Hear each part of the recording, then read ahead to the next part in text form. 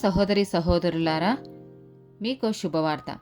2025 సంవత్సరంలో మొత్తం 365 అంశాలను మీతో పంచుకోబోతున్నాము. జనవరి 1వ తేదీ నుండి ప్రతిరోజు ఒక అంశము మరియు దానికి సంబంధించిన వాక్యమును పంచుకుంటాము. దయచేసి ఆ వాక్యములను వినండి, ధ్యానించండి మరియు ఆశీర్వదించబడండి. దయచేసి సబ్స్క్రైబ్ చేయండి మరియు మీ స్నేహితులతో పంచుకోండి. ధన్యవాదాలు.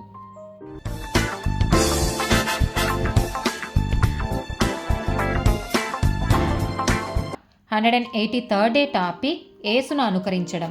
రోమీలకు రాసిన పత్రిక 8వ అధ్యాయము 29-30 వచనాలు. ఎందుకనగా తన కుమారుడు అనేక సహోదరులలో జ్యేష్ఠుడగునట్లు దేవుడెవరిని ముందు ఎరిగెనో వారు తన కుమారునితో సారూప్యము గల వారవుటకు వారిని ముందుగా నిర్ణయించెను. మరియు ఎవరిని ముందుగా నిర్ణయించెనో వారిని పిలిచెను. ఎవరిని పిలిచెనో వారిని నీతిమంతులుగా తీర్చెను.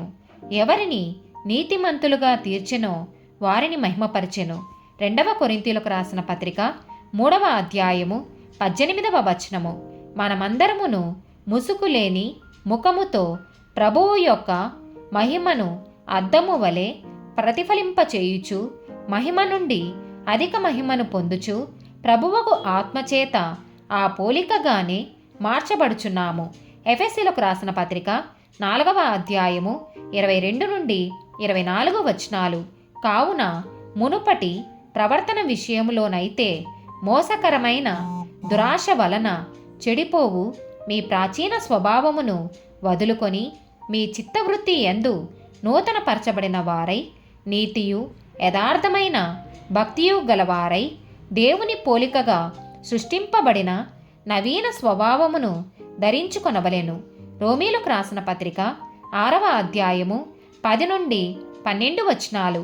ఏలయనగా ఆయన చనిపోవుట చూడగా పాపము విషయమై ఒక్కమారే చనిపోయెను గాని ఆయన జీవించుట చూడగా దేవుని విషయమై జీవించుచున్నాడు.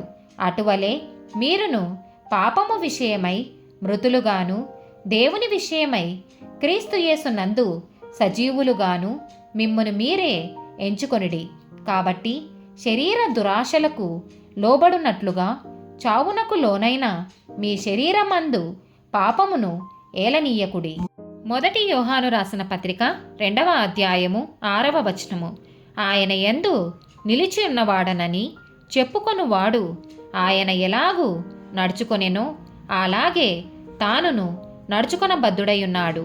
యోహాను సువార్త 13వ అధ్యాయము 12-15 వచనాలు.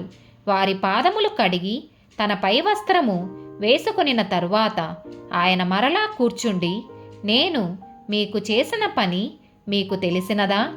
బోధకుడనియు ప్రభువనియు మీరు నన్ను పిలుచుచున్నారు. నేను బోధకుడను ప్రభువును గనుక మీరిట్లు పిలుచుట న్యాయమే.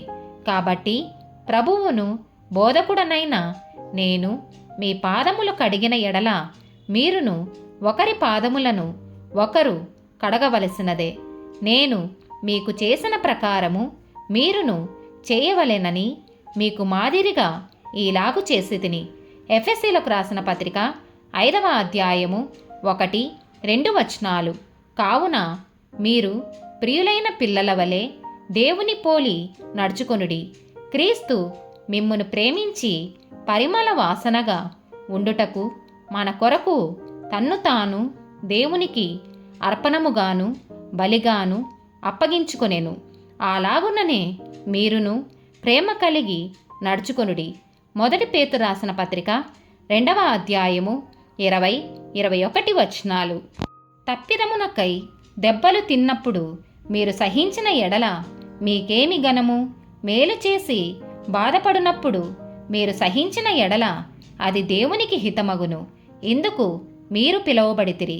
క్రీస్తు కూడా మీ కొరకు బాధపడి మీరు తన అడుగు జాడల యందు నడుచుకొనున్నట్లు మీకు మాదిరి ఉంచిపోయెను. 1 కొరింథీయులకు రాసిన పత్రిక 11వ అధ్యాయము 1వ వచనము. నేను క్రీస్తును పోలి నడుచుకొన్న ప్రకారము మీరును నన్ను పోలి నడుచుకొనుడి. 1 తెస్సలోనికయులకు రాసిన పత్రిక 1వ అధ్యాయము 6, 7 వచనాలు పరిశుద్ధాత్మ వలన కలుగు ఆనందముతో గొప్ప ఉపద్రవమందు మీరు వాక్యమును అంగీకరించి మమ్మును ప్రభువును పోలి నడుచుకునిన వారైతిరి. కాబట్టి మాసిదోనియాలోను అకయాలోను విశ్వాసులందరికీ మాదిరైతిరి. ఎందుకనగా మీ యొద్ద నుండి ప్రభువు వాక్యము మాసిదోనియాలోను అకయాలోను మ్రోగెను. ఆమెన్.